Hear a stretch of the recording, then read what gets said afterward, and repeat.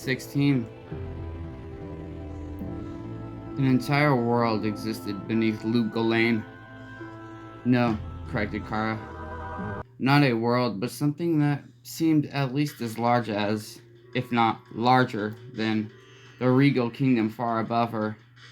The curious and unsettling figure she had identified as an impossibly old Horizon had led her down one confusing corridor to the next, and to the next, and so on, until the necromancer had actually gotten dizzy trying to keep track of her path. She had climbed up and down stairs, walked through door after door, and passed through room after room until the last Horizon had brought her to this single chamber, this well-lit and well-furnished bedroom, and told her to sleep. Kara did not even remember lying down, but now she found herself atop a soft bed, staring up at the intricately sewn canopy there. She had imagined her quarters aboard the King's Shield to be the finest she would ever use, but these set even those to shame. Cautiously, the elegant furnishings, while clearly of another time, another place, looked as if they had been made only yesterday. The great wooden bed appeared perfectly polished, the sheets crisp and clean, and the marble floor beneath spotless. The same went for the nightstand next to the bed and the chair in the far corner on the walls that had been hung richly woven tapestries of decidedly Viserai tastes. Fantastic creatures and images of astonishing spellwork, all crafted by an expert artisan. If not for the fact that she was presently a prisoner in a lair of possible dangerous madmen, the enchantress would have felt quite comfortable indeed. She dared not stay here, while legend had always spoken of Horizon as the brother considered the lesser of the two evils.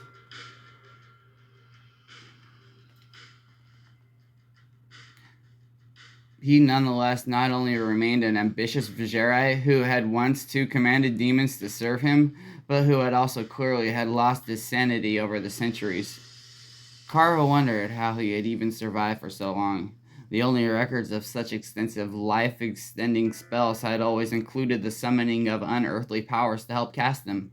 If Horizon had turned against the demons for his needs, despite his constant mutterings to the contrary, that would have not only explained his present condition, but also gave Kara even more reason to find her way out before he had returned. Still clothed, the anxious dark mage slipped out of the bed, heading immediately to the door. It did no good to try to see if Horizon had cast any spells upon it, for his entire sanctum emanated magic to such a staggering degree that she wondered if every spellcaster for hundreds of miles could not have sensed his presence. Then again, perhaps that same magic explained why they did not, if even a portion of that magic had been directed toward hiding Horizon's domain.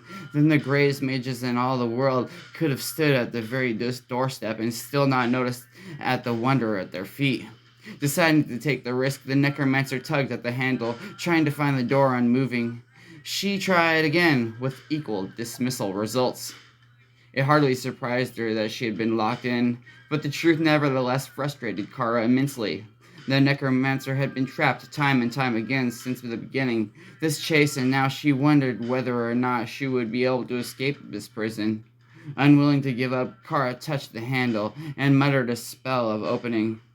It was a minor incantation, one that actually had its roots in the Viserai elemental sorcery. But the followers of Rothma had found it one of the few useful creations of the rival calling. That it almost certainly would fail did not escape her, but Kara could think of no other way out of the room that would not require a spell likely to bring the ceiling down on her as well. The handle turned.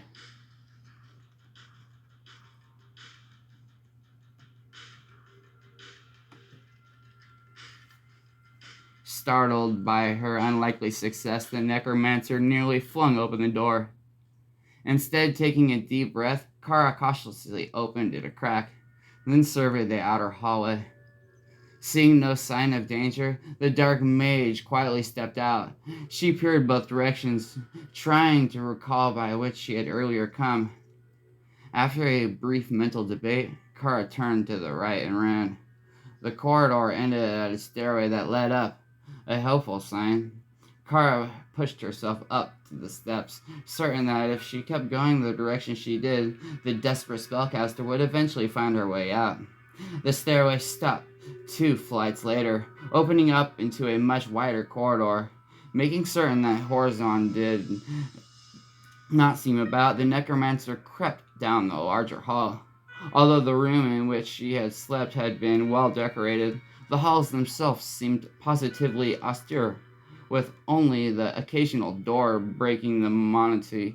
The one consistency odd element of her surroundings proved to be the yellow light, whose source never proved evident. It came from everywhere at the same time. There were no torches, nor anywhere even to put them on. As she hurried along, Kara occasionally felt tempted to try one of the doors, but knew that it behooved her more to find the way out as soon as she could. Any lingering might give Horizon time to discover what she had gone and where she had gone missing.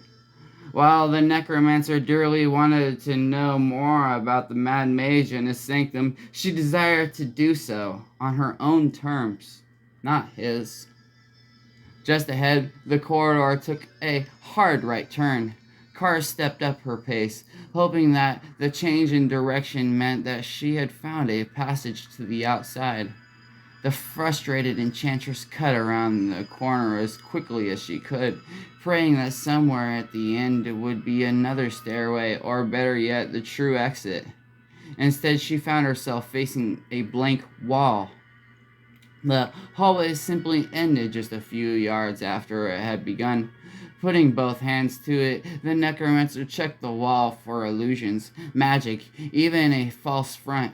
Unfortunately, for all practical purposes, the barrier before her seemed as solid as it looked, even though she could find no good reason at all for its existence.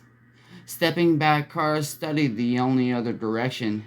To return to the stairway made no sense, but that left her only at the doors. Surely they did not represent a path out of Horizon's domain. She went to the first, cautiously opening it. With her luck, as it had been so far, Kara feared that her choice would turn out to be the ancient Vigerai's very own chambers. Behind the door stood a long, curving passage. Is that the trick, then? She whispered to herself. Did the true way out depend on opening the doors and not following the regular corridors? Trust her demented host to design his underground lair in such an improbable manner? Eagerly, Kara Night Shadow hurried down the hidden corridor, not even bothering to shut the door behind her. Somewhere at the end, she would find escape. Somewhere she would find the way back to the old building or some other secret entrance into Luca Lane. Instead, the necromancer found yet another door. She had no choice but to open it. There had been no other passage, no other entrance. However, at least this time, Kara opened the door with some hope of success. She had journeyed for some distance. Horizon's maze-like sanctum had to come to an end here and now. Another hallway greeted her. That it resembled the wide one Kara had long left behind did not bother her, of course. The design would be similar after all. The same man had created it. Then she saw the open door just a short distance to her left. With great trepidation, the weary necromancer walked over to it. She peeked inside, hoping her guess to be wrong. The same curved corridor Kara had just traversed greeted the weary woman. Trangao, guide me out of this madness.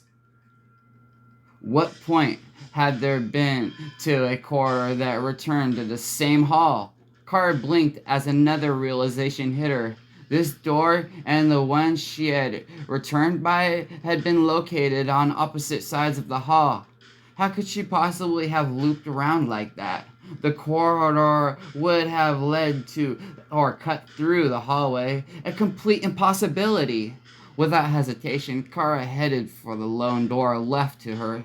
If it did not lead somewhere other than this hallway, then Horizon's bizarre realm had finally defeated her.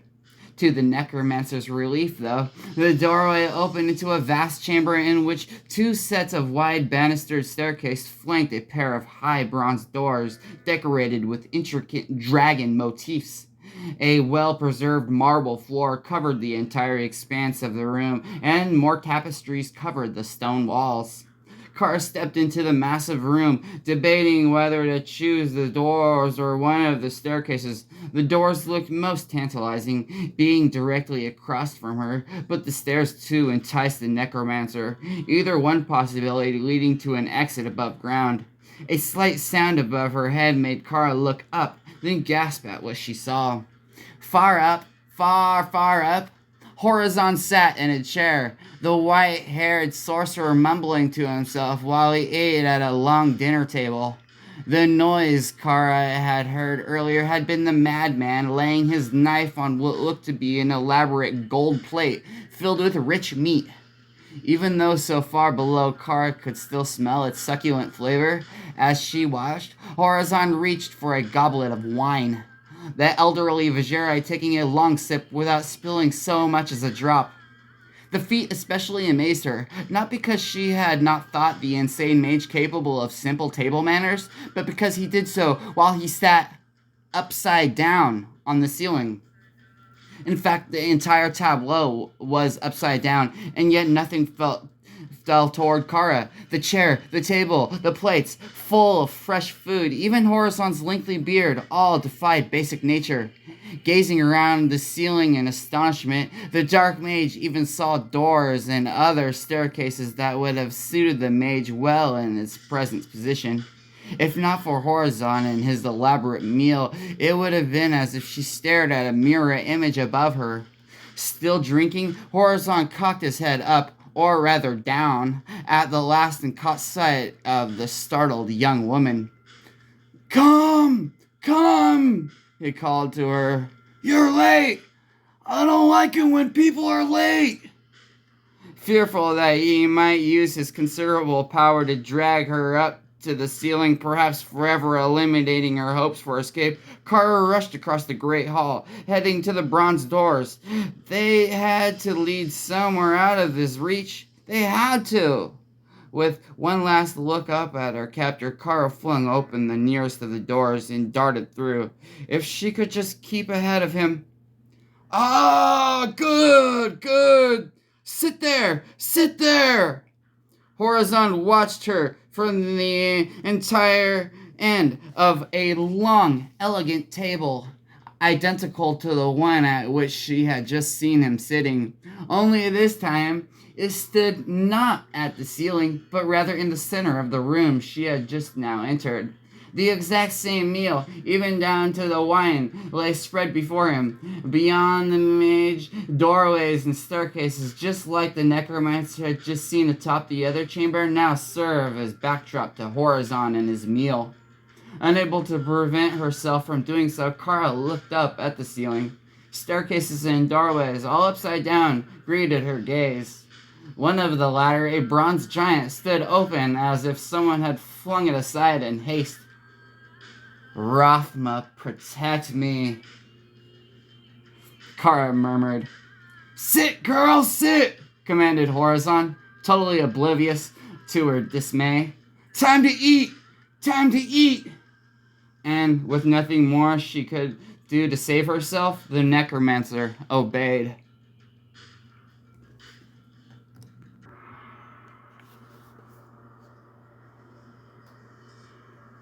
A storm covered the desert.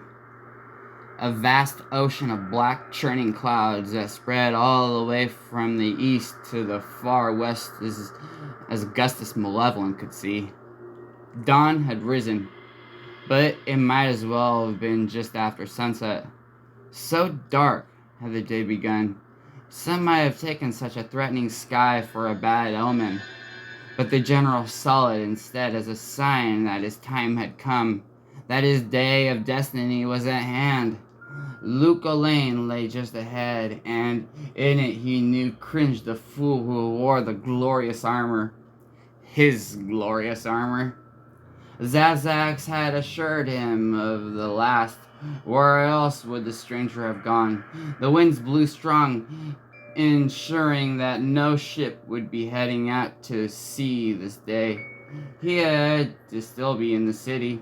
The general studied Luke Lane from atop a massive dune. Behind him, and entirely invisible to the eyes of the enemy, Malevolent's demonic host patiently awaited his word.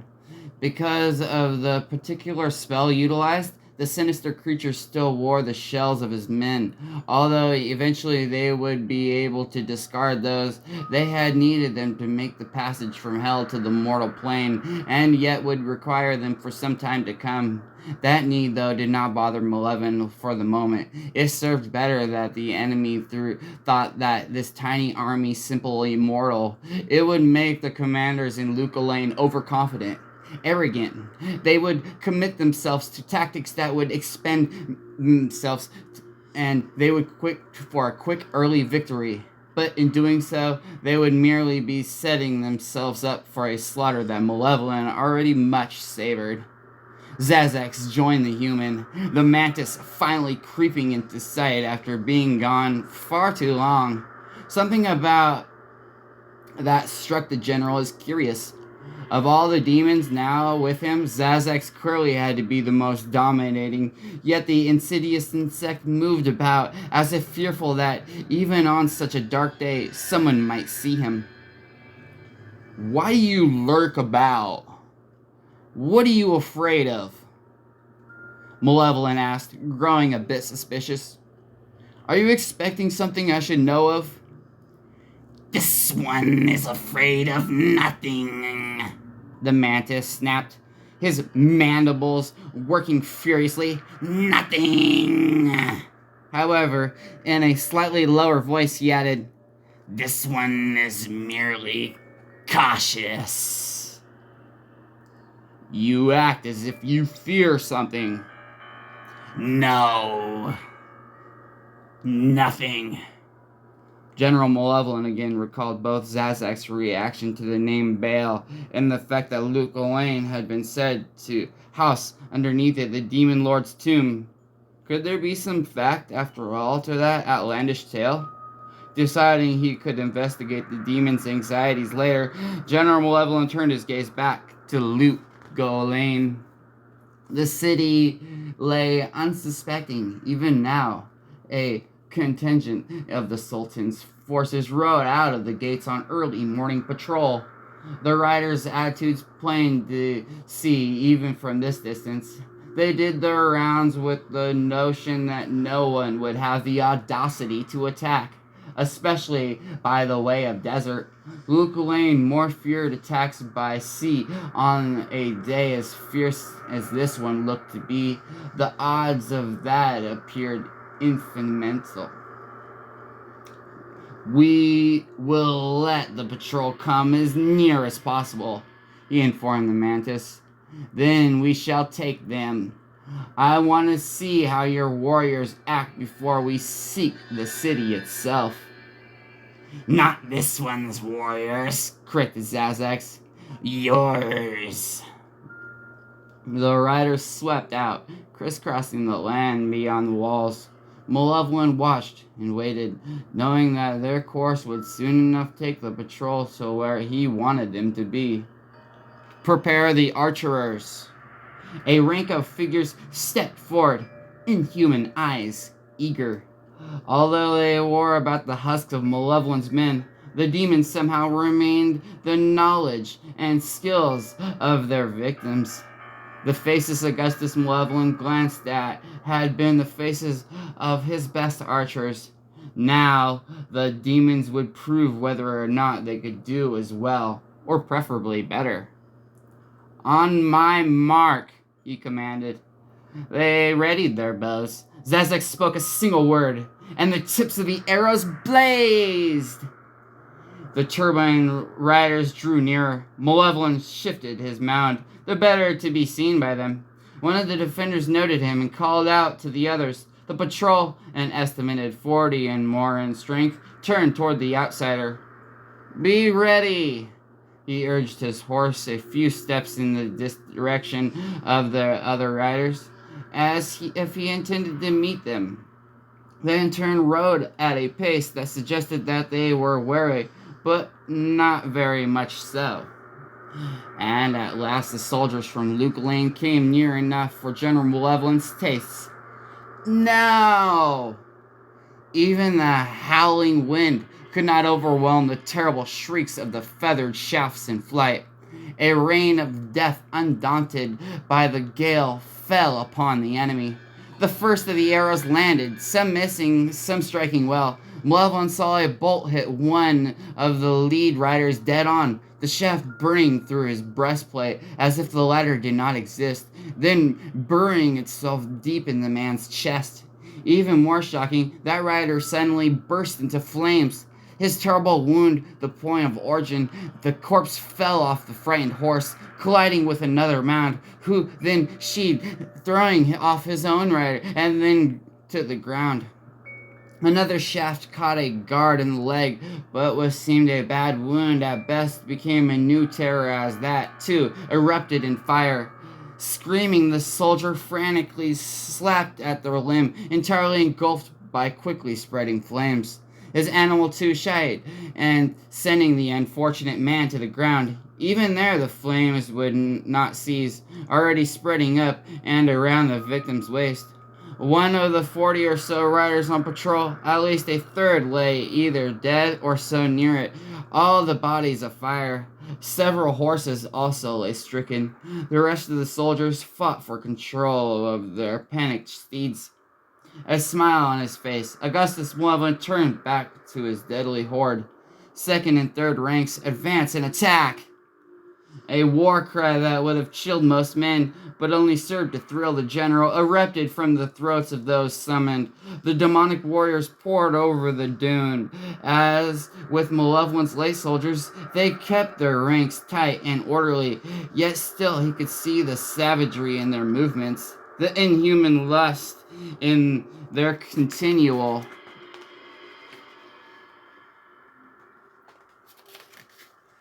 shouts. In numbers, they more than surpassed those of the riders, but not enough that, under normal circumstances, the patrol could not readily fight their way to freedom. One of the officers spotted the marauding band and called out a warning. Immediately the survivors of the patrol turned toward Luke Lane. However, Malevolent had no intention of letting them go. Glancing at the archers, he ordered another volley. This time, the shafts flew far over his adversaries, just as intended. Moments later, the sand in front of the retreating patrol exploded with fire as the arrows struck the ground. For a few precious seconds, a wall of flame cut off all hopes of escape. Those few precious seconds were all the demons needed to reach their foes. They swarmed around the riders, swords and spears up. Several riders and the horses fell quickly, pin-cushioned. The defenders fought back, thrusting at their assailants. One managed to strike what should have been a mortal blow, only to have Malevolent's unholy warrior completely ignore the blade in his side while he pulled the stunned soldier off his mount. An officer from the patrol attempted to organize better resistance. Two of the demons dragged him down, abandoning their weapons. They tore at his armor from their body, and they tore into his flesh underneath. "They are enthusiastic," Zazax remarked with some amusement. "Just so long as they recall what I said this morning." "They will do so." One of the remaining defenders made a mad break for Luke Lane. A demon grabbed at his leg and would have brought him down, but another suddenly tore his comrade's clawing fingers from the hapless rider, enabling the human to make his good escape. "You see? This one promised you that they would obey your orders, warlord." "Then, as soon as the rest have been dealt with, we'll move forward. And you'll remain behind, I trust." "For now." warlord. Zazax had suggested that without a true human form, he would be too obvious a sight for this first struggle. In daylight, the demon could not apparently create sufficiently the illusion of a man as he had done that night.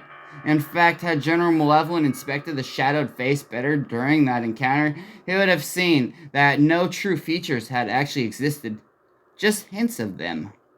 The mantis's explanation for his hesitation had a few holes in it that the general would discuss with him further, but he knew that such a conversation could wait. The armor called him Malevolent. All he had to do was take the city to get it. Below, the slaughter of the patrol took but a few short minutes more, the defenders' ranks dwindling with each passing second. More and more, the true nature of Malevolent's force became evident as the demons fell upon the soldiers, drenching the sand with blood. By this time, the lone survivor had reached the gates of Luca Lane. Horns blared behind the walls, warning being given to all the kingdom they had been attacked.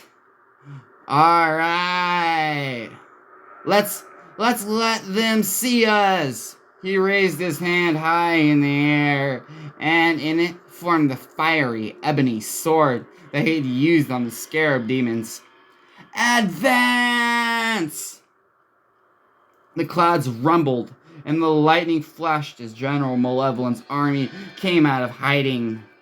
Below, the first and second rank formed up, their lines a little more, and second rank formed up, their lines a little more ragged than before. The feast of bloodletting had stirred up the demons there, making them forget some of the human traits they had stolen. Still, so long as they obeyed his commands to the letter, the general could forgive the slight error. The howling wind whipped Malevolent's cloak around. He adjusted his helmet, bent his head slightly down to avoid the sand blowing into the air. As of yet, the sky had not forgiven any indication of rain, but even that it would not stop him now. Panic must be spreading among the common folk within. The soldiers, however, would at this moment be studying his advancing force and determining that despite the wholesale slaughter of the patrol, this new foe lacked the numbers to be a true threat to them.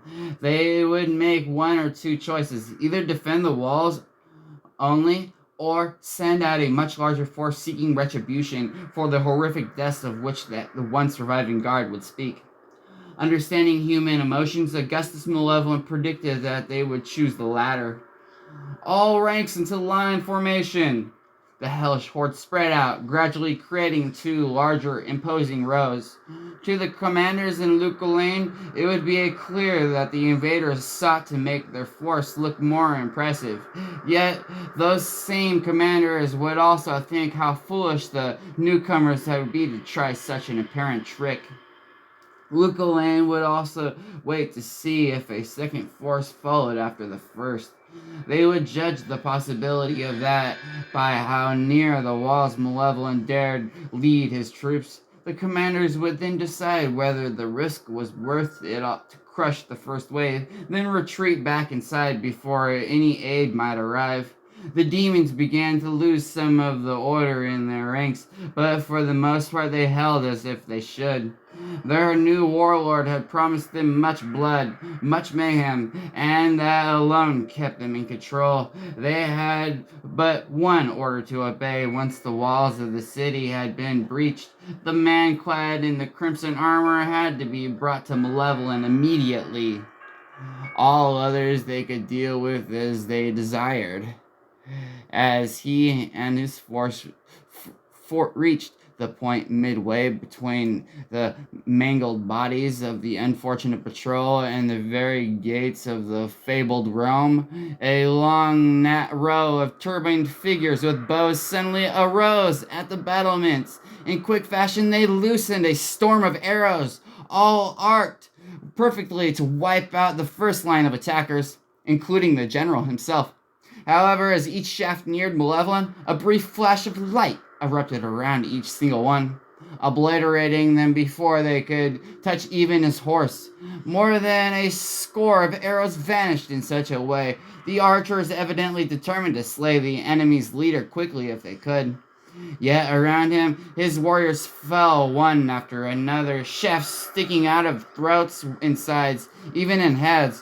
One by one, the rain of arrows whittled down the first row, and even many in the second, leaving the would-be warlord with visible losses of nearly half his followers. Lightning played above Luca Lane as if marking the next phase of the defender's intended vengeance. The gates opened, a vast legion of hardened, bidden fighters on both horseback and foot charging in perfect order toward what remained of the murderous invaders.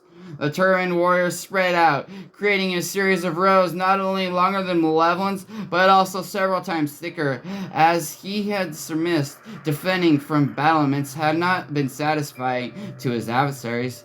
They would make him pay for the butchered riders, at the same time garnering some glory for themselves. "Fools," he muttered, trying hard to hold back a smile. "Impotent fools." General Malevolent made no move to retreat. In normal combat conditions, there would have proven even more costly than his suicidal advance. At least his men could die knowing that they took more of the enemy with them, or so Luca Lane's commanders must have also been thinking. And as the opposing sides converged, he signaled to one of the few surviving warriors next to him, the one to which he had been given the battle horn.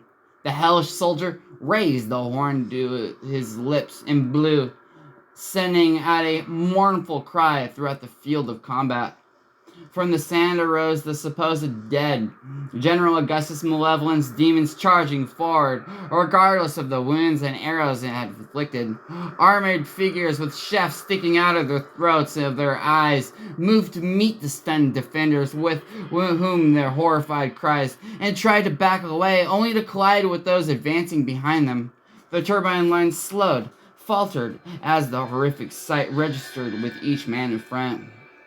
In a voice that smothered the thunder, Malevolent roared, "Slay them! Slay them all!" The demons roared and fell upon the more numerous but merely mortal foes.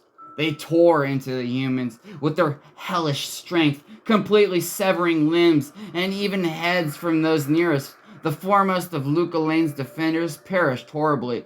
Several split open completely by swords, others ripped apart by hand, while only screams. Swords and lances had little effect on the general's troops, although occasionally a demon would fall indeed. Yet despite these one or two losses, the balance of the battle clearly had begun to turn. The bodies of the defenders would pile up as those in back, still somewhat ignorant of the terrible truth, forced their comrades into an unyielding maw of death. A horn within the walls sounded, and suddenly a new rain of arrows fell upon the invaders. Unfortunately, the new volley had little hope of success. They even contributed to the continual slaughter of the defenders on the ground, many of them now falling victim to their own archers. Almost immediately after the first wave of shafts, the horn sounded again, but by that point scores more had perished. Out among the demons, Malevolent fought as he possessed and the rest of his infernal legion. The ebony blade cut a bloody swath through his foes, neither armor nor bones slowing it in any fashion. Soon even his monstrous horde gave him room, the general's viciousness approaching their limits. Malevolent's black armor had been stained from head to foot in crimson, but if anything, it spurred him to a harsher, more brutal acts. The ground around him abruptly exploded. His horse fell hard, dying instantly. More fortunate, General Malevolent landed a few yards away. The explosion, which would have killed any normal man, did little more than stun him for a few seconds. Rising, he looked up at the walls to see a pair of robed figures Vigerai, no doubt, in the service of the young sultan. Malevolent had expected Luke Elaine to throw sorcery at him, but had become so caught up in the massacre that he had forgotten. A fury such as he had never experienced took hold of him. He recalled Vizjun, recalled how Horizon and the others had tricked him, led his hellish horde into a trap. Not this time! Augustus Malevolent held up a fist, shouted words as he had never known before. Above him, the heavens appeared ready to explode. A fierce wind struck the battlements, but only where the sorcerers stood. Those who watched saw the pair pull high into the air, where they helplessly flailed about, no doubt trying to cast counterspells. The warlord brought his fist down hard. With wild shrieks, the two Vigerai plummeted to the ground as if shot from great bows. When the sorcerers hit, even the demons backed away. So startled were they by the terrible force which the pair had hit. Only Malevolent watched with great satisfaction. His first step toward avenging his loss at Vizjun now taken.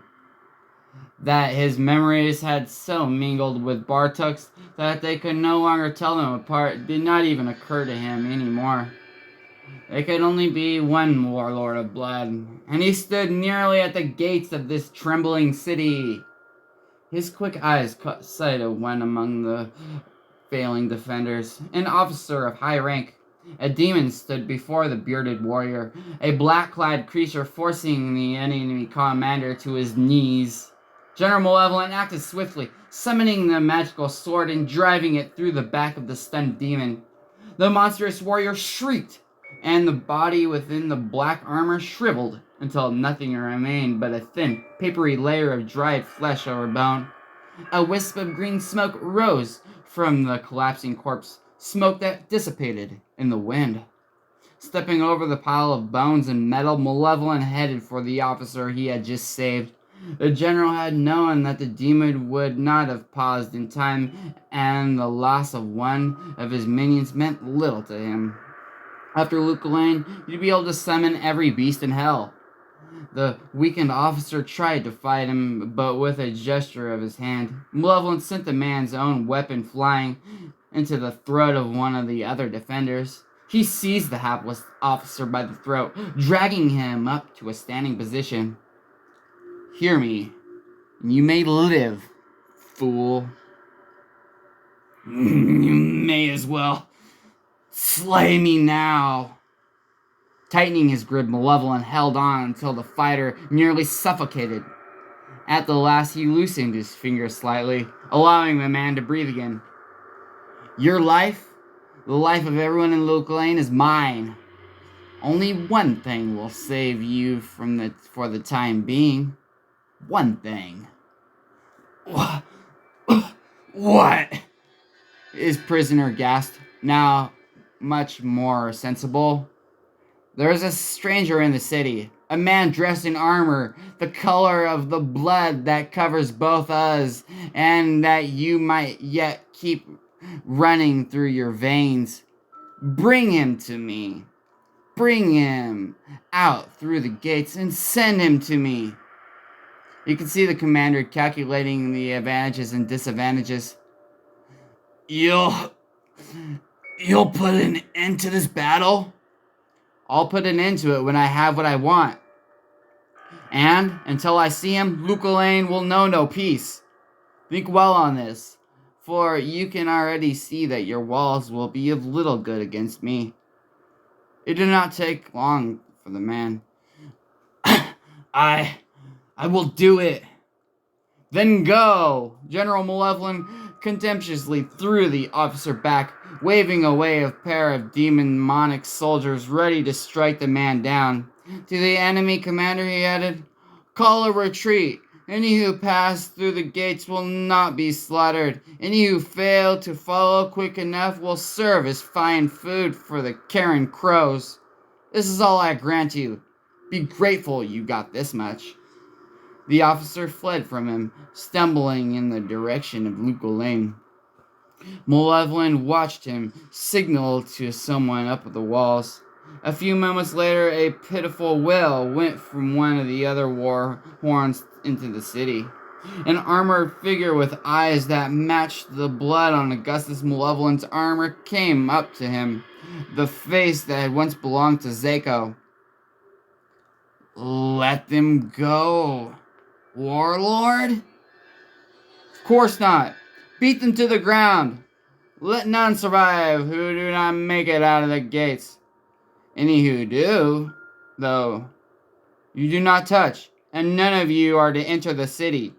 He glanced in the direction of the enemy commander, who had not bothered much to wait for his men, and make sure that he survives.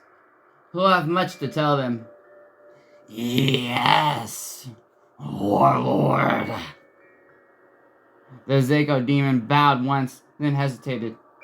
Not to enter the city? We leave Luke Elaine alone? I want the armor.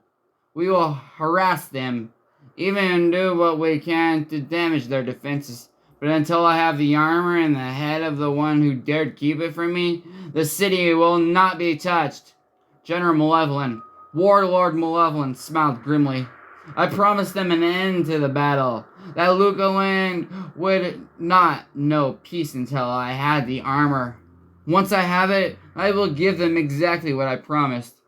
A final end to the battle, and the peace of the grave.